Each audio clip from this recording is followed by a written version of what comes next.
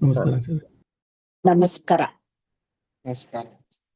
ನಾರಾಯಣಂ ನಿಖಿಲ ಪೂರ್ಣ ಗುಣೈಕ ದೇಹಂ ನಿರ್ದೋಷಮಾಪ್ಯತಮಪ್ಯಖಿಲೈಃ ಸುವಾಕ್ಯೈಃ ಅಸ್ಯೋದ್ಭವಾದಿದಮಶೇಷ ವಿಶೇಷತೋ ವಿವಂದ್ಯಂ ಸದಾ ಪ್ರಿಯತಮಂ ಸನ್ನಮಾಮಿ. ಕೃಷ್ಣಾಯ ವಾಸುದೇವಾಯ ಹರಯೇ ಪರಮಾತ್ಮನೇ ಪ್ರಣತಃ ಕ್ಲೇಶನಾಶಾಯ ಗೋವಿಂದಾಯ ನಮೋ ನಮಃ. ಅಭ್ರಮಂ ಭಂಗರಹಿತಂ ಅಜಡಂ ವಿಮಲಂ ಸದಾ ಆನಂದತೀರ್ಥಮತುಳಂ ಭಜೆ ತಾಪತ್ರಯಾಪಹಂ. ಪೃಥ್ವೀಮಂಡಲಮಧ್ಯಸ್ಥಾಃ ಪೂರ್ಣಬೋಧಮತಾನುಗಾಃ ವೈಷ್ಣವಾಃ ವಿಷ್ಣುಹೃದಯಾಃ ತಾನ್ನಮಸ್ಯೆ ಗುರುನ್ ನಮ. ತಪಸ್ವಾಧ್ಯಾಯ ಶುಶ್ರೂಷಾ ಕೃಷ್ಣಪೂಜಾ ಋತಂ ಮುನಿಂ ವಿಶ್ವೇಶಂ ಇಷ್ಟದಂ ವಂದೇ ಪರಿವ್ರಾಟ್ ಚಕ್ರವರ್ತಿನಂ. ಶ್ರೀ ಗುರುಭ್ಯೋ ನಮಃ. ಹರಿ ಓಂ. ಆಚಾರ್ಯ, ಒಂದ್ ನಿಮಿಷ. ತಾವು ಮಂಗಳಾಚರಣೆ ಹೇಳ್ಬೇಕಾದ್ರೆ ಪೃಥ್ವಿ ಮಂಡಲ ಮಧ್ಯಸ್ಥ ಅಂತ ಬ್ರಾಹ್ಮಣರು ಇವ್ರಿಗೆಲ್ಲ ಹೇಳ್ಬಿಟ್ಟು ಆಮೇಲೆ ನಮ್ಮ ಗುರುಗಳದ್ದು ವಿಶೇಷ ತೀರ್ಥರು ತಗೋತಿರಲ್ಲ, ಯಾಕೆ? ಅದ್ ಮುಂಚೆ ಕೊನೆಗೆ ಹೇಳಿ ಆಮೇಲೆ ಹೇಳ್ಬೇಕಲ್ವಾ? ಗುರುಗಳ ವರ್ಣನೆ ಆಗ್ಬೇಕು ಅಂತ. ಆ ಇದು ಬ್ರಾಹ್ಮಣರದು ಅಂತಲ್ಲ. ಪೃಥ್ವಿ ಮಂಡಲ ಮಧ್ಯಸ್ಥ ಪೂರ್ಣಬೋಧ ಮತಾನುಗಾಹ ವೈಷ್ಣವಾಹ ವಿಷ್ಣು ಹೃದಯಾಹ ನಾನ್ ನಮಸ್ಸೆ ಗುರೂನ್ ಮಮ. ನಮ್ಮ ಗುರುಗಳನ್ನ ನಮಸ್ಕಾರ ಅಂತ. ಹಿಂಗೆ ಈ ಎಲ್ಲಾ ಗುರುಗಳಿಗೂ ಬ್ರಾಹ್ಮಣರು ಮಾಡಿ, ಎಲ್ಲಾ ಎಲ್ಲ ಗುರುಗಳಿಗೂ ಗುರುಗಳು. ನಮಸ್ಕಾರ ಮಾಡಿ. ಆಮೇಲೆ ನಮ್ಮ ವಿದ್ಯಾಗುರುಗಳಿಗೆ. ವಿದ್ಯಾಗುರುಗಳು. ಓಹ್, ಸರಿ ಸರಿ ಸರಿ. ಹಾಗೆ ಡೌಟ್ ಇತ್ತು. ಸರಿ ಆಯ್ತು. ಮಧ್ವಾಚಾರ್ಯರಿಂದ ಶುರು ಮಾಡಿ ಜಯತೀರ್ಥರಿಂದ ಮಧ್ಯದ ತನಕ ನಮ್ಮ ಗುರುಗಳ ತನಕ ಯಾರನ್ನು ಹೇಳಿರಲ್ಲ, ಎಲ್ಲಾರನ್ನು ಹೇಳಿ ಆಮೇಲೆ ನಮ್ಮ ವಿದ್ಯಾಗುರುಗಳನ್ನ ಹೇಳೋದು, ಆ ತರ. ಹೌದು ಹೌದು ಹೌದು. ಸರಿ ಆಯ್ತು. ಸರಿ ಸರಿ.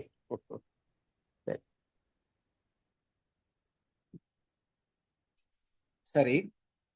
11ನೇ ಅಧ್ಯಾಯ 40ನೇ ಶ್ಲೋಕದ ಅರ್ಥ ಆಗಬೇಕಿದೆ. ಇನ್ನೊಮ್ಮೆ ಶ್ಲೋಕವನ್ನ ಹೇಳೋಣ. ನಮಃ ಪುರಸ್ತಾದತ ಪೃಷ್ಠತಸ್ತೆ ನಮೋಸ್ತು ತೇ ಸರ್ವತ ಏವ ಸರ್ವ ಅನಂತ ವೀರ್ಯಾಮಿತ ವಿಕ್ರಮಸ್ತ್ವಂ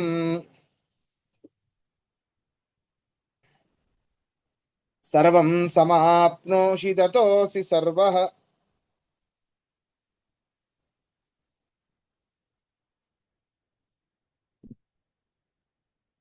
ಅರ್ಥ ಬರ್ಕೊಳ್ಳಿ. ತೇ ನಿನಗೆ, ತೇ ನಿನಗೆ, ಪುರಸ್ತಾತ್ ನಮಃ,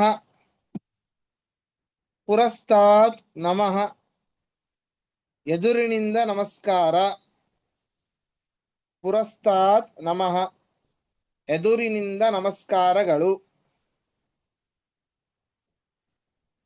ಅಥ ಮತ್ತು, ಅಥ ಮತ್ತು, ಪೃಷ್ಠತಃ ನಮಃ ಹಿಂದಿನಿಂದಲೂ ನಮಸ್ಕಾರಗಳು. ಹಿಂದಿನಿಂದಲೂ ನಮಸ್ಕಾರಗಳು.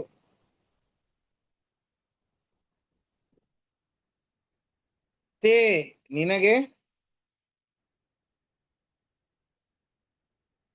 ತೇ ನಿನಗೆ, ಸರ್ವತಃ, ಸರ್ವತಃ ಏವ, ಸರ್ವತಃ ಏವ, ದಕ್ಷಿಣ ಉತ್ತರ ಮುಂತಾದ ಎಲ್ಲಾ ಕಡೆಗಳಿಂದಲೂ,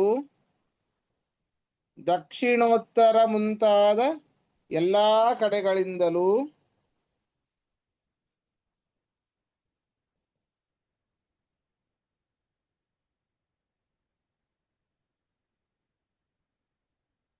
ನಮಃ ಅಸ್ತು ನಮಸ್ಕಾರಗಳು. ನಮೋಸ್ತು ನಮಃ ಅಸ್ತು ನಮಸ್ಕಾರಗಳು.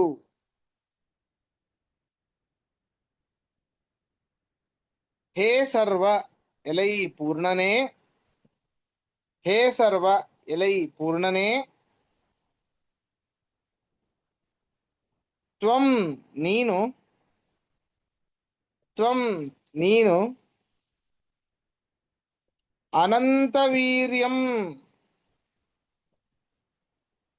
ಅನಂತವೀರ್ಯವುಳ್ಳವನು,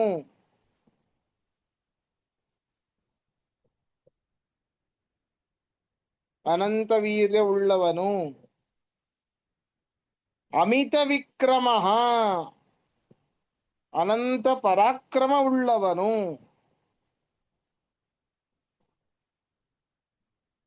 ಅನಂತ ಪರಾಕ್ರಮವುಳ್ಳವನು.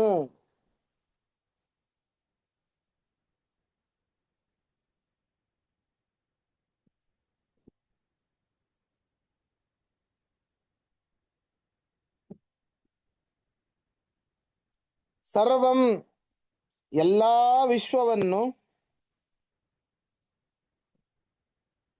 ಸರ್ವಂ ಎಲ್ಲಾ ವಿಶ್ವವನ್ನು ಸಮಾಪ್ನೋಷಿ, ಸಮಾಪ್ನೋಷಿ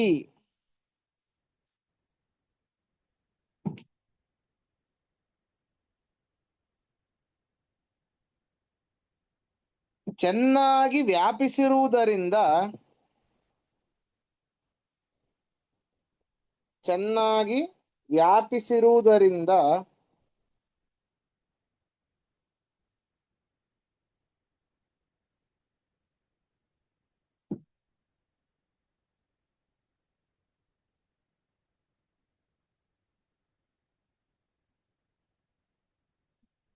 ತತಃ ಆದ್ದರಿಂದ, ತತಃ ಆದ್ದರಿಂದ ಸರ್ವ ಅಸಿ ಸರ್ವ ಎನಿಸಿರುವಿ, ಸರ್ವ ಅಸಿ ಸರ್ವ ಎನಿಸಿರುವಿ.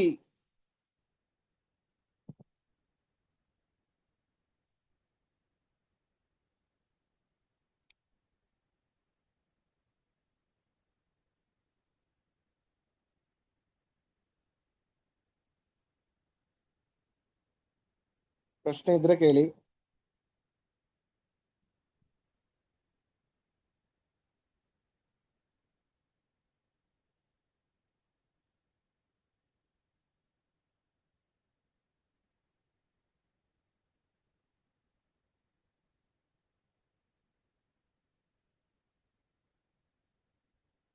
ಸರಿ, ಮುಂದೆ ಹೋಗೋಣ.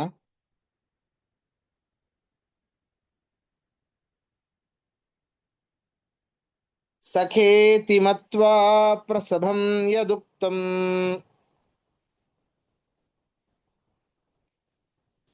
ಹೇ ಕೃಷ್ಣ ಹೇ ಯಾದವ ಹೇ ಸಖೇತಿ ಅಜಾನತಾ ಮಹಿಮಾನಂ ತವೇದಂ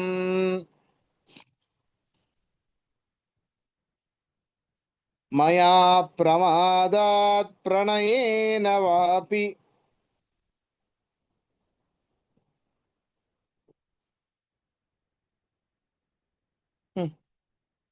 ಈಗ ಅವನಿಗೆ ಅರಿವಾಗಿದೆ. ಇಷ್ಟು ದಿನ ಸ್ವಲ್ಪ ಅಹಂಕಾರ ಇತ್ತು ಅವನಿಗೆ. ಅರ್ಜುನ ಇಂದ್ರಾಂಶ ಸಂಭೂತ ಆದ್ರಿಂದ ಅಷ್ಟು ಪರಿಪೂರ್ಣವಾದ ಜ್ಞಾನ ಇಲ್ಲ ಪರಮಾತ್ಮನ ಬಗ್ಗೆ, ಭೀಮಸೇನ ದೇವರಿಗೆ ಇದ್ದ ಹಾಗೆ. ಈಗ ಈ ಒಂದು ವಿಶ್ವರೂಪವನ್ನ ನೋಡಿ ಗಾಬರಿ ಆಗಿದ್ದಾನೆ.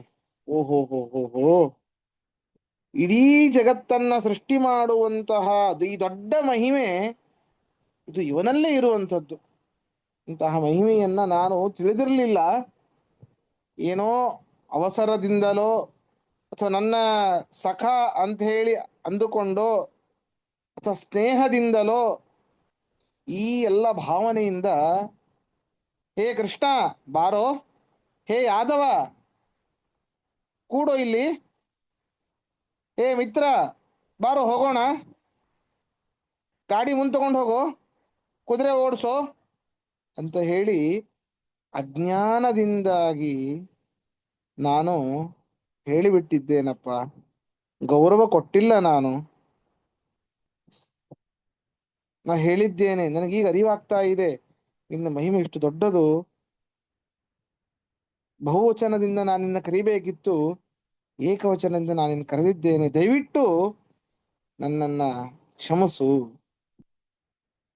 ಅಂತ ತನ್ನ ಅಳಲನ್ನ ತೊಳ್ಕೊಳ್ತಾ ಇದ್ದಾನೆ. ಹೌದಲ್ವಾ? ಎಷ್ಟು ಹೌದು ಅನ್ಸತ್ತೆ. ಕರೆಯೋದೇನೋ ದೊಡ್ಡ ವಿಷಯ ಅಲ್ಲ, ಕರೆದ ಮೇಲೆ ನನ್ನಿಂದ ತಪ್ಪಾಗಿದೆ ಅಂತ ಒಪ್ಕೊಳ್ತಾನಲ್ಲ, ಅವರ ಬಗ್ಗೆ, ಆ ಒಬ್ಬ ವ್ಯಕ್ತಿಯ ಬಗ್ಗೆ ನಿಜವಾಗ್ಲೂ ಅರಿವಾದಾಗ ಅವನ ವ್ಯಕ್ತಿತ್ವದ ಅರಿವಾದಾಗ ಅಯ್ಯೋ ನಾನೀಗ ಅನ್ನಬಾರದಿತ್ತು, ಏನೋ ಹಿಂದಿನ ಜನ್ಮದ ಒಂದು ಅನುಗ್ರಹದಿಂದಾಗಿ ನಾವು ಮಾಡಿದ ಪುಣ್ಯ ರಾಶಿಯಿಂದಾಗಿ ಈಗಿನ ಒಂದು ಅಧಿಕಾರದಲ್ಲಿ ನಾವೇನೋ ಇರ್ತೇವೆ. ಇನ್ನೊಬ್ಬ ವ್ಯಕ್ತಿ ನಮಗೆ ಪರಿಚಯ ಅಪರಿಚಿತ ಏನೋ ಬಂದು ಒಂದು ಹೆಲ್ಪ್ ಅನ್ನ ಕೇಳಿದಾಗ ಅವನಿಗೆ ಹೇಗೋ ಒಂದು ಮಾತಾಡಿಬಿಡೋದು.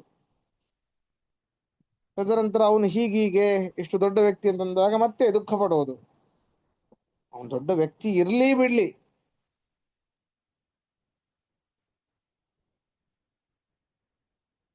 ನಾವು ಅವನು ನಮ್ಮ ಪರಿಚಿತನೇ ಆಗಿರಬಹುದು, ಸಣ್ಣವನೇ ಆಗಿರಬಹುದು, ನಾವು ಚೆನ್ನಾಗಿ ಮಾತಾಡಿಸ್ಬೇಕು. ಆಯುರ್ವೇದದಲ್ಲಿ ಹೇಳ್ತಾರೆ ಗೊತ್ತಾ, ಪೂರ್ವಾಭಿಭಾಷಿ ಸುಮುಖಃ ಸುಶೀಲಃ. ಆಯುರ್ವೇದ ನೋಡಿ, ನಮ್ಮ ಶರೀರ ಅದ್ಭುತವಾಗಿ ಇರ್ಲಿಕ್ಕೆ ಏನೇನು ಮಾಡಬೇಕು? ಪೂರ್ವಾಭಿಭಾಷಿ, ದೊಡ್ಡವರೇ ಇರಲಿ ಸಣ್ಣವರೇ ಇರಲಿ, ದೊಡ್ಡವರು ಓಕೆ, ದೊಡ್ಡವರಿಗೆ ನಾವು ಮರ್ಯಾದೆ ಕೊಡ್ತೇವೆ, ಆದ್ರಿಂದಾಗಿ ನಾವೇ ಹೋಗಿ ಅವರಿಗೆ ಮೊಟ್ಟ ಮೊದಲಿಗೆ ಮಾತಾಡಿಸ್ಬೇಕು ಅಂತ ಇರುತ್ತೆ. ಓಕೆ, ಸಣ್ಣವರಿಗೂ ಕೂಡ ಬೇಡ, ಅವರೇ ಒಂದು ಮಾತಾಡಿಸ್ಲಿ ಅಂತ ನಾವು ಸ್ವಲ್ಪ ದಿಮಾಕನ್ನು ತೋರಿಸ್ತಾ ಇರ್ತೇವೆ. ಆಯುರ್ವೇದ ಆ ರೀತಿ ಹೇಳೋದಿಲ್ಲ. ಪೂರ್ವಾಭಿಭಾಷಿ, ಮೊಟ್ಟ ಮೊದಲಿಗೆ ನೀನೇ ಮಾತಾಡಿಸು, ಏನಾಗ್ಬೇಕಾಗಿದೆ? ಸುಮುಖ, ನಗತಾ ನಗತಾ ಮಾತಾಡಿಸು.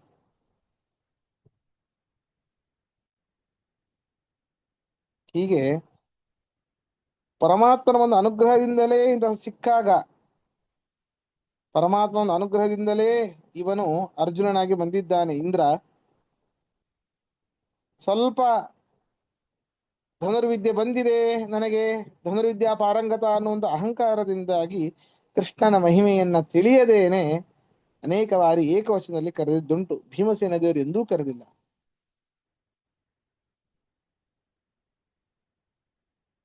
ಭೀಮಸೇನ ದೇವರು ವಯಸ್ಸಿನಲ್ಲಿ ಈ ಯುಧಿಷ್ಠಿರ ಮತ್ತೆ ಭೀಮಸೇನ ದೇವರು ಕೃಷ್ಣನಿಗಿಂತ ವಯಸ್ಸಿನಲ್ಲಿ ದೊಡ್ಡವರು, ಅರ್ಜುನ ಕೃಷ್ಣನಿಗಿಂತ ಸಣ್ಣವ. ಆದರೂ ಭೀಮಸೇನ ದೇವರು ಎಂದೂ ಕರೆದಿಲ್ಲ ಕೃಷ್ಣನಿಗೆ. ಯಾಕೆ? ಅವರ ಯೋಗ್ಯತೆಯೇ ಹಾಗೆ. ಪರಮಾತ್ಮನ ಬಗ್ಗೆ ಅವರ ಯೋಗ್ಯತೆಯ ತಕ್ಕಾಗಿ ಸಂಪೂರ್ಣವಾಗಿ ಗೊತ್ತು ಅವರಿಗೆ. ಆದ್ದರಿಂದ ಇವನು ನೋಡಿ, ದೊಡ್ಡವನಾದ ಕೃಷ್ಣನಿಗೂ ಕೂಡ ಇವನು ಏಕವಚನದಲ್ಲಿ ಕರೆದಿದ್ದುಂಟು. ಆದ್ದರಿಂದ ಈಗ ಪರಮಾತ್ಮನ ಒಂದು ವಿಶೇಷವಾದ ಮಹಿಮೆಯನ್ನು ತಿಳಿದ ನಂತರ ದಯವಿಟ್ಟು ನನ್ನ ಕ್ಷಮಿಸು ಅಂತ ಹೇಳ್ತಾ ಇದ್ದಾನೆ.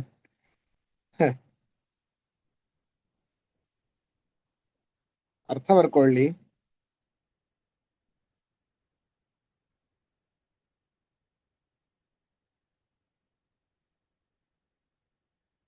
ತವ ನಿನ್ನ, ತವ ನಿನ್ನ, ಇದಂ ಇದಂ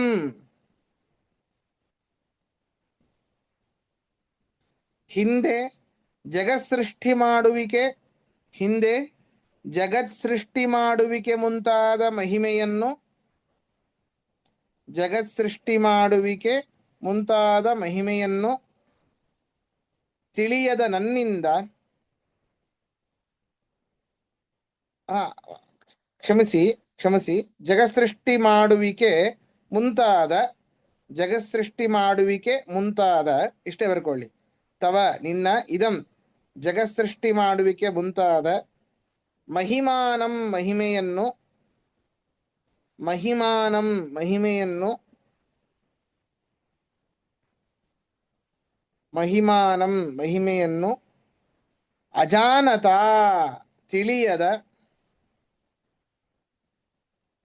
ಅಜಾನತ ತಿಳಿಯದ, ಮಯಾ ನನ್ನಿಂದ, ಮಯಾ ನನ್ನಿಂದ,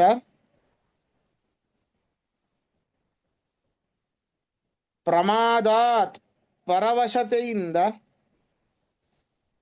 ಪ್ರಮಾದಾತ್ ಪರವಶತೆಯಿಂದ,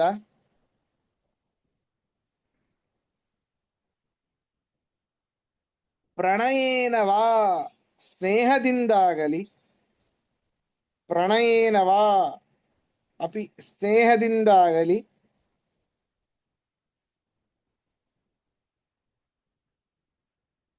ಸಖೇತಿ ಮಿತ್ರನೆಂದು ತಿಳಿದು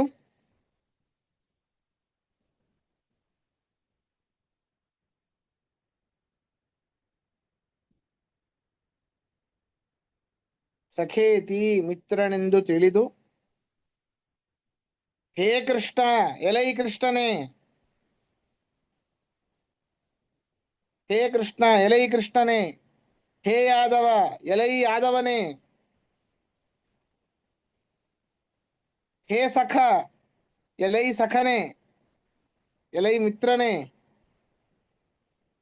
ನೋಡಿ ಎಷ್ಟು ದೊಡ್ಡ ಪರಮಾತ್ಮನ ಕಾರುಣ್ಯ.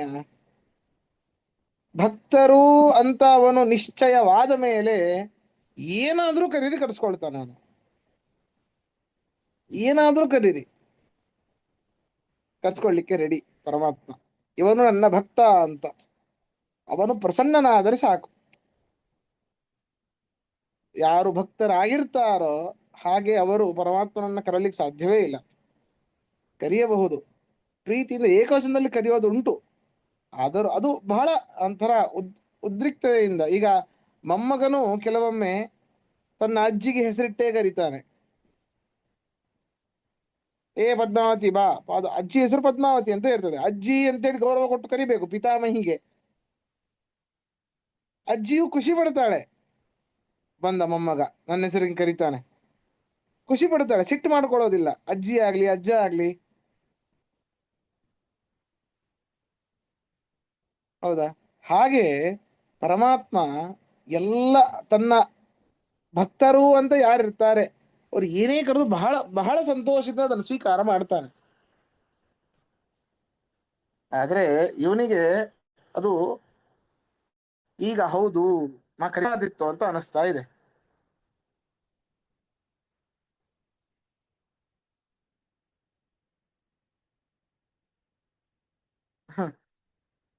ಹೇ ಯಾದವ ಹೇ ಸಖ ಎಲೈ ಮಿತ್ರನೇ ಪ್ರಸಭಂ ಗೌರವವಿಲ್ಲದೆ ಪ್ರಸಭಂ ಗೌರವವಿಲ್ಲದೆ ಯದುಕ್ತಂ ಏನು ನನ್ನಿಂದ ಹೇಳಲ್ಪಟ್ಟಿದೆಯೋ ಏನು ನನ್ನಿಂದ ಹೇಳಲ್ಪಟ್ಟಿದೆಯೋ ತತ್ ಕ್ಷಾಮಯೇ ಅದನ್ನ ಕ್ಷಮಸು. ಇಲ್ಲಿ ಕ್ಷಾಮಯೇ ಅಂತಿಲ್ಲ, ಬ್ರಾಕೆಟ್ ಅಲ್ಲಿ ಬರ್ಕೊಳ್ಳಿ. ತತ್ ಕ್ಷಾಮಯೇ ಅಂತ ಬ್ರಾಕೆಟ್ ಅಲ್ಲಿ ಬರ್ಕೊಳ್ಳಿ, ಅದು ಮುಂದಿನ ಶ್ಲೋಕದಲ್ಲಿ ಇದೆ. ಅದು ತತ್ ಕ್ಷಾಮಯೇ ತ್ವಾಮಹಮಪ್ರಮೇಯಂ ಮುಂದಿನ ಶ್ಲೋಕದಲ್ಲಿ ಇದೆ. ಅದು ಇಲ್ಲೂ ಬರ್ಕೊಳ್ಬೇಕು ಅದನ್ನ. ತತ್ ಕ್ಷಾಮಯೇ ಅದನ್ನ ಕ್ಷಮಿಸು. ಹ್ಮ್ ಬರೀ ಅಷ್ಟೇ ಅಲ್ಲ, ಬರೀ ಪ್ರಸಭದಿಂದ ಅರ್ಥಾತ್ ಪ್ರಮಾದಿಂದ ಸ್ನೇಹದಿಂದಾಗಲಿ ಅಂತಲ್ಲ. ನೋಡಿ ಇನ್ಯಾವ್ಯಾವ್ದ್ರಲ್ಲಿ ನಾನು ಕರೆದಿದ್ದೇನೆ ಅಂತ ಈಗ ಎಚ್ಚರಿಕೆ ಆಗ್ತಾ ಇದೆ, ಮನವರಿಕೆ ಮಾಡ್ಕೊಳ್ತಾ ಇದ್ದಾನೆ ಅವನು ಅರ್ಜುನ. ಈ ಒಂದು ಶ್ಲೋಕದಲ್ಲಿ ಪ್ರಶ್ನೆ ಇದ್ರೆ ಕೇಳಿ, ಇಲ್ಲ ಮುಂದೆ ಹೋಗೋಣ.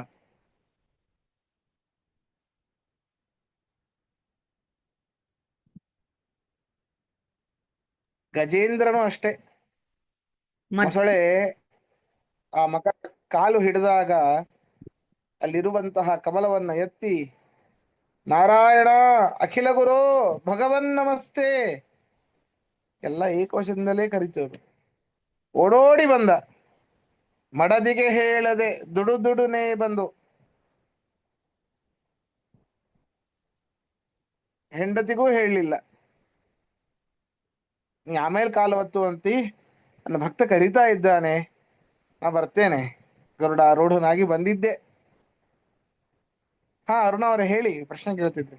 ಮತ್ವ ಅಂಬುದು ಎಲ್ಲಿ ಬರುತ್ತೆ? ಸಖೇತಿ ಮತ್ವ ಹಾ ಸರಿ. ಮಿತ್ರನೆಂದು ತಿಳಿದು. ಹ್ಮ್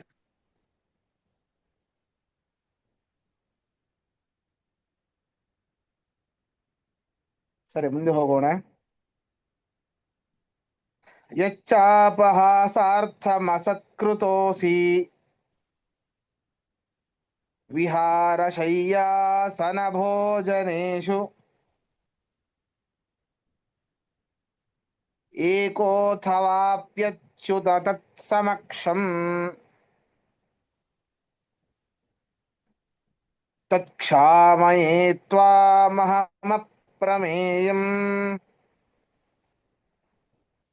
ಬರೀ ಪ್ರಣಯದಿಂದ ಪ್ರೀತಿಯಿಂದ ಕರೆದಿದ್ದಲ್ಲಪ್ಪ, ಎಚ್ಚರ ಇರಬೇಕಾದರೂ ಕರೆದಿದ್ದೇನೆ, ಕೆಲವೊಮ್ಮೆ ಸಿಟ್ಟಿನಿಂದನೂ ಕರೆದಿದ್ದೇನೆ, ಕೆಲವೊಮ್ಮೆ. ಹೇ ಅಚ್ಯುತನೇ, ಯಾವ ಗುಣಗಳಲ್ಲೂ ನಿನಗೆ ಚ್ಯುತಿ ಇಲ್ಲ, ಆದ್ದರಿಂದಾಗಿ ನೀನು ಅಚ್ಯುತ.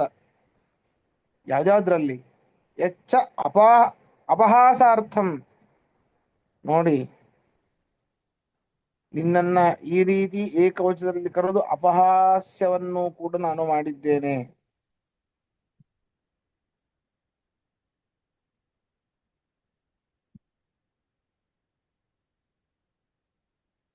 ಅಸತ್ಕೃತೋಸಿ,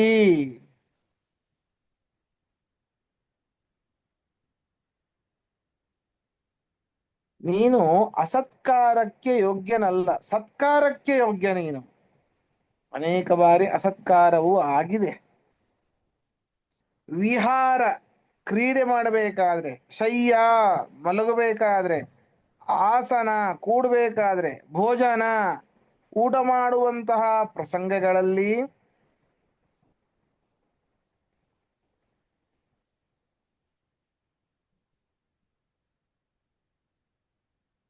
ಇಂತಿಂಥ ಸಮಯದಲ್ಲಿ ನಾನು ನಿನಗೆ ಅಪಮಾನ ಮಾಡಿದ್ದೇನೆ,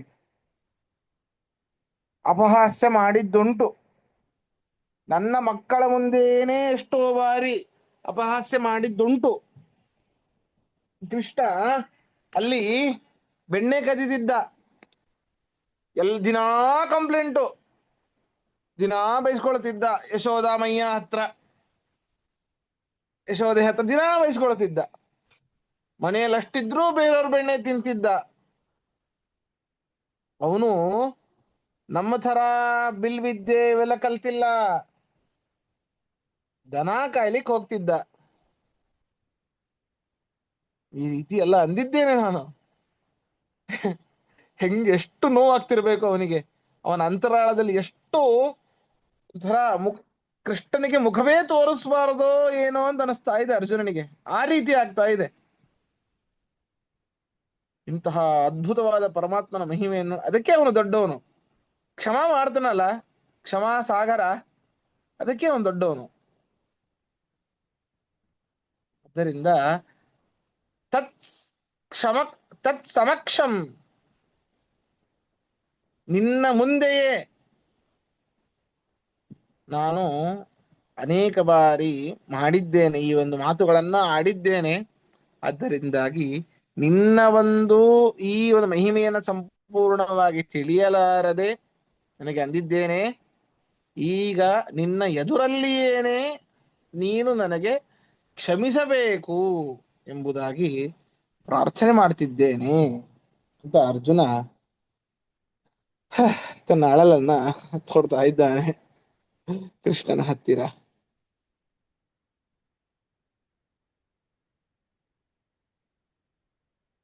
ಅರ್ಥ ಬರ್ಕೊಳ್ಳಿ. ಹೇ ಅಚ್ಯುತ, ಹೇ ಅಚ್ಯುತ, ಎಲ್ಲಾ ಗುಣಗಳಿಂದ ಚ್ಯುತಿರಹಿತನೇ, ಎಲ್ಲಾ ಗುಣಗಳಿಂದ ಚ್ಯುತಿರಹಿತನೇ,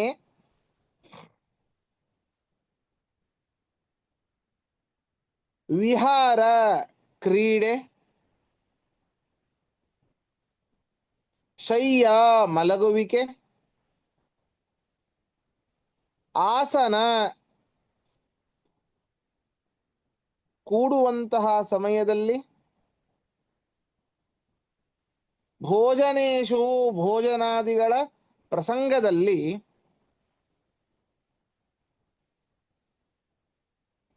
ಏಕೋಪಿ, ನೀನು ಸರ್ವೋತ್ತಮನಾಗಿದ್ದರೂ,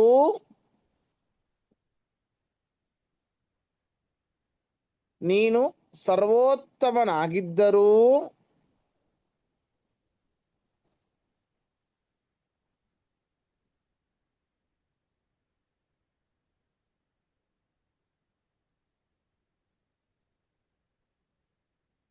ಯತ್ ಯಾವ ಕಾರಣಕ್ಕಾಗಿ ಅಪಹಾಸಾರ್ಥಂ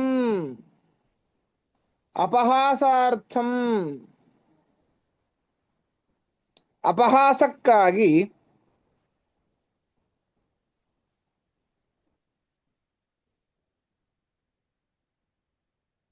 ಅಸತ್ಕೃತೋಸಿ ಅಸತ್ಕೃತೋಸಿ ಏನು ಅಪಮಾನಿತವನಾಗಿರುವೆಯೋ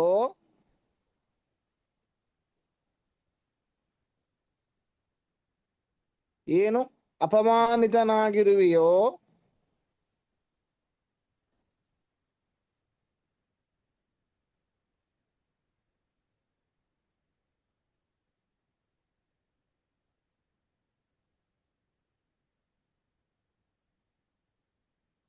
ಅಪಮಾನಿತನಾಗಿರುವೆಯೋ ತತ್ ಸಮಕ್ಷಂ ನಿನ್ನ ಎದುರೇ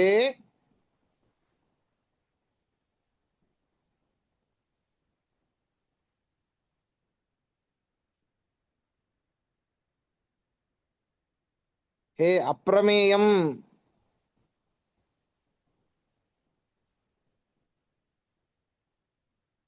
ಹೇ ಅಪ್ರಮೇಯಂ ಯಾರಿಂದಲೂ ಪೂರ್ಣವಾಗಿ ತಿಳಿಯಲಾಗದವನೇ ಯಾರಿಂದಲೂ ಪೂರ್ಣವಾಗಿ ತಿಳಿಯಲಾಗದವನೇ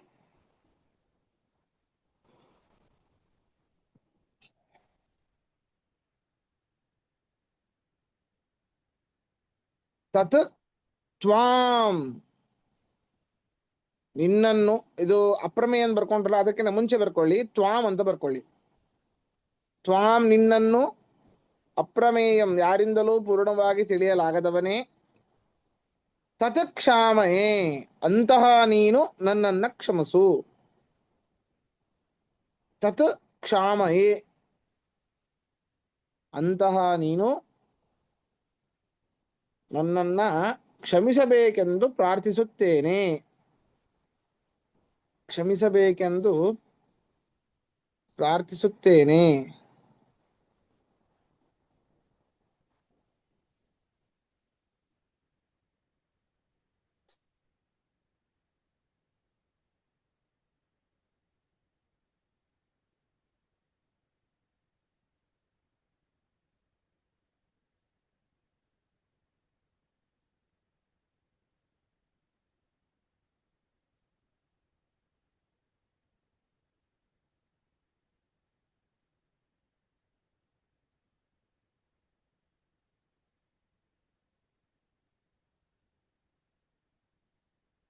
ಪ್ರಶ್ನೆ ಇದ್ರೆ ಕೇಳಿ